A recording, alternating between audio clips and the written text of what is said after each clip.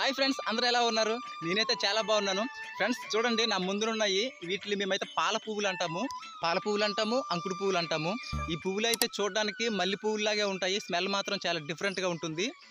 ఈ పువ్వులు చాలా మందికి తెలిసే ఉంటుంది. మా ట్రైబల్ ఏరియాలో అయితే చాలా ఎక్కువగానే ఉంటాయి. మీ ఏరియాలో ఇటువంటి పువ్వులు ఉన్నాయేమో కామెంట్ చేయండి. మా ఏరియాలో అయితే మాత్రం చాలా ఎక్కువగా ఉంటాయి ఈ పువ్వులు అయితే.